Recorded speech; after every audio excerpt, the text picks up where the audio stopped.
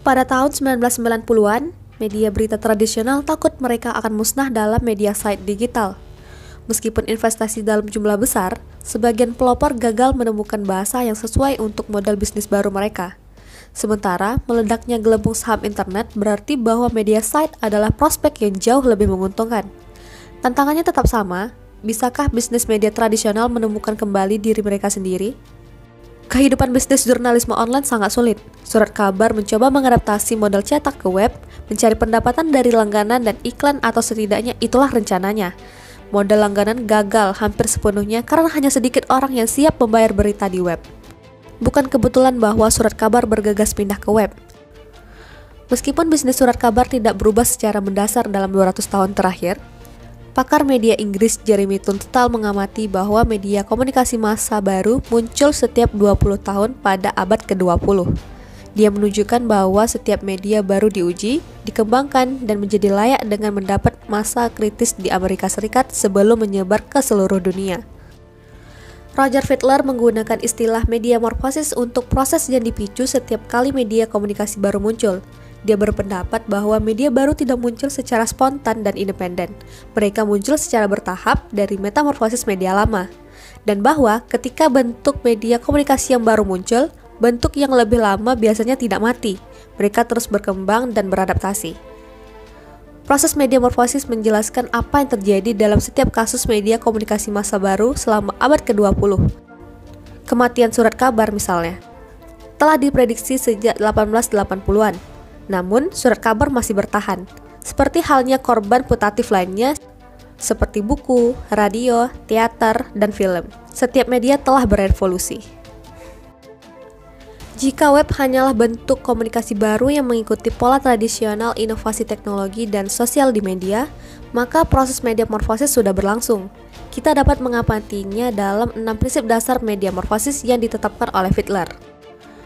Yang pertama, koevolusi dan koeksistensi. Semua bentuk media komunikasi hidup berdampingan dalam sistem yang berkembang, kompleks, dan adaptif. Sejauh ini, media baru tidak menimbulkan ancaman nyata bagi keberadaan media lama. Setelah 5 atau 6 tahun perluasan jurnalisme online, hasilnya adalah koevolusi dan koeksistensi dari semua bentuk komunikasi. Hubungan simbiosis telah berkembang antara media baru dan lama di banyak perusahaan berita, dengan satu produk atau format yang saling membantu. Contoh simbiosis itu adalah kenyataan bahwa hal ini menjadi biasa di surat kabar, majalah, dan siaran berita TV untuk mengundang pembaca atau pemirsa menemukan detail lebih lanjut di web. Yang kedua, metamorfosis. Media baru tidak muncul secara spontan dan independen. Mereka muncul secara bertahap dari metamorfosis media yang lebih tua. Ketika bentuk yang lebih baru muncul, bentuk yang lebih tua cenderung beradaptasi dan terus berkembang daripada mati. Seperti yang disebutkan di atas, surat kabar memasok model untuk dimetamorfosis ke dalam halaman web berita. Bahkan perusahaan televisi harus mengandalkan surat kabar ketika mereka membuat operasi web dan memungkinkan mereka untuk menggunakan lebih banyak video dan audio. Beberapa upaya untuk membuat situs web berita dengan surat kabar mengakibatkan kegagalan. Contohnya adalah Chicago Tribune pada pertengahan 1999 yang membuat halaman depan web yang canggih, lebih mirip video game atau layar komputer daripada surat kabar. Namun Tribune tiba-tiba kembali ke desain surat kabar sebelumnya setelah hanya 1,5 tahun.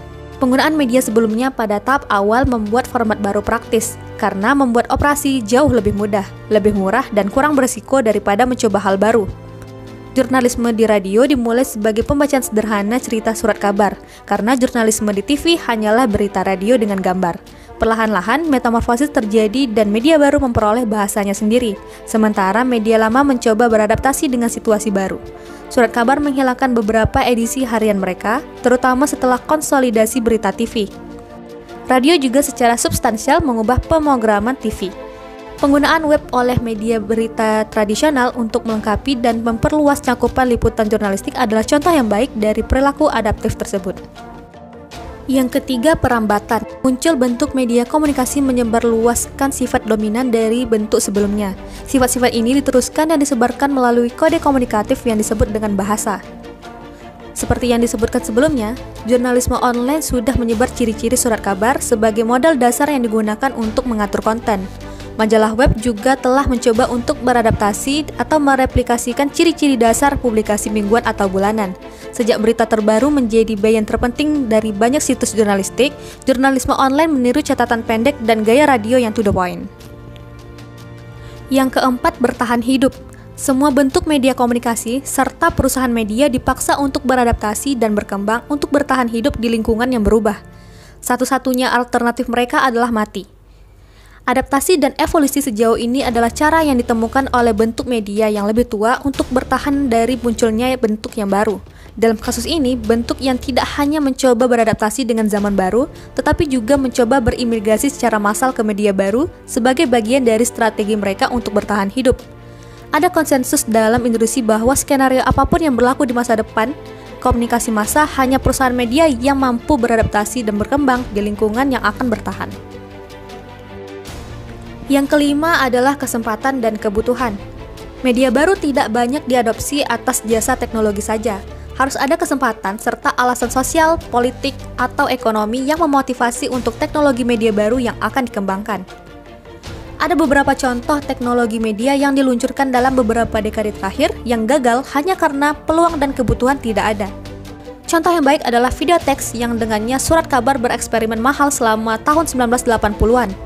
Teknologi untuk jurnalisme online ada di sana, melalui distribusi teks kabel dan televisi. Tetapi perusahaan tidak dapat menemukan alasan sosial, politik, atau ekonomi yang memotivasi mereka untuk mengadopsinya. Pertumbuhan penyebaran berita melalui internet membuktikan faktor peluang dan kebutuhan itu ada untuk jurnalisme online. Bentuk dan ukuran nyata jurnalisme online sebagai bagian dari fenomena komunikasi yang dimediasi komputer masih harus ditentukan. Tetapi dengan lebih dari 100 juta orang Amerika terhubung ke internet, dan semakin banyak dari mereka yang mengandalkan untuk menemukan berita, tampaknya tidak berlebihan untuk menyimpulkan bahwa media baru sangat diperlukan. Yang keenam, ada adopsi tertunda. Teknologi media baru selalu membutuhkan waktu lebih lama dari yang diharapkan untuk menjadi kesuksesan komersial.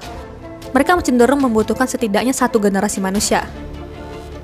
Prinsip ini didasarkan pada aturan 30 tahun yang dibuat pada tahun 1992 oleh Paul Szafo, seorang direktur Institute for the Future in Menlo Park, California, yang mempelajari bagaimana teknologi baru diadopsi secara umum.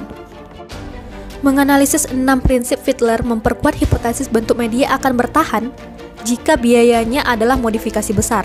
Memang tidak ada persaingan antara monitor komputer dengan selembar kertas. Web lebih baik, bagaimanapun. Dalam aspek yang tidak bertentangan atau bersaing dengan media tradisional, mereka saling melengkapinya. Di media cetak misalnya, ruang untuk berita terbatas dan mahal. Dalam jurnalisme online, ruang hampir tidak terbatas. Memungkinkan pengguna teknologi database untuk memfasilitasi akses ke jumlah informasi yang luar biasa. Siaran memaksa pendengar atau pemirsa untuk menyetel saluran atau frekuensi yang tepat pada waktu-waktu tertentu untuk merisap berita atau program lainnya. Sementara internet menawarkan akses sesuai permintaan ke kontennya kapan saja. Media tradisional telah memanfaatkan beberapa keuntungan dari web, menggunakannya untuk melengkapi produk mereka. Dimensi baru dalam komunikasi. Masalah utama dengan teori media morfosis ketika mencoba memprediksi evolusi media massa adalah fakta bahwa komunikasi melalui komputer atau internet jauh lebih dari sekedar media baru seperti radio atau televisi. Ini mewakili paradigma baru dalam komunikasi merupakan jantung revolusi digital. Teknologi digital bergerak cepat menuju bentuk media komunikasi multidimensi, yang membuat semakin sulit untuk membandingkan proses saat ini dengan metamorfosa media sebelumnya. Setiap media sebelumnya didasarkan pada satu atau dua saluran sensorik. Surat kabar beroperasi secara penglihatan, radio dengan pendengaran, dan televisi dengan pendengaran dan penglihatan. Namun media digital baru memberikan kesempatan untuk integrasi video, teks, dan suara dalam proses komunikasi satu arah dan dua arah. Perlu ditambahkan bahwa komunikasi digital juga memperkenalkan inovasi yang mengubah persepsi. Prediksi Mediasat yang lebih berani datang dari Jacob Nielsen, mantan insinyur Sun Microsystem yang pernah disebut guru kegunaan halaman web oleh New York Times. Dia menulis pada Agustus 1998 bahwa sebagian besar format media saat ini akan mati dan diganti dengan media web terintegrasi dalam 5-10 tahun.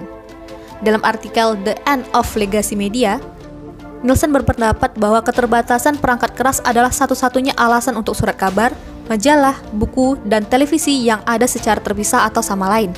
Nielsen mengidentifikasi keterbatasan perangkat keras dasar dari web seperti monitor komputer resolusi rendah dan browser web yang dirancang dengan buruk diselesaikan dalam beberapa tahun ke depan.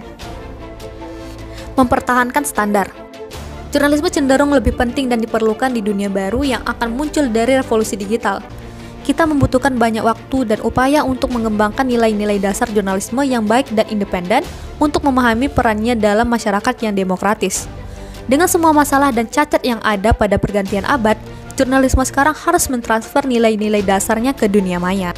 Situs e-commerce dari semua jenis mencoba semacam mencampurkan berita dan iklan dengan kepentingan komersial.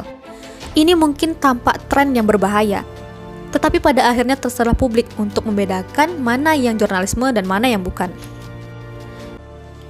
Internet akan tetap di sini, setidaknya sampai generasi baru komunikasi yang dimediasi komputer menggantikannya. Jurnalisme online tidak pudar. Ini masih menciptakan akar dalam kebiasaan yang dikembangkan oleh jutaan pengguna di seluruh dunia yang menjadi kecanduan menemukan berita terkini di web, tanpa meninggalkan media tradisional. Situasi ini menyerupai apa yang disebut Fiedler media morphosis dan menempatkan media tradisional dalam peran utama lagi di perbatasan baru jurnalisme. Setelah tahun-tahun menakutkan .com yang mengancam akan membunuh mereka, surat kabar misalnya, mereka menciptakan kembali diri mereka sendiri menjadi perusahaan informasi yang mampu menyampaikan berita di berbagai platform, dari kertas ke internet, dari komputer pribadi hingga perangkat nirkabel elektronik. Skenario media site telah didorong ke masa depan yang lebih jauh, tergantung pada tahap berikutnya dari revolusi digital.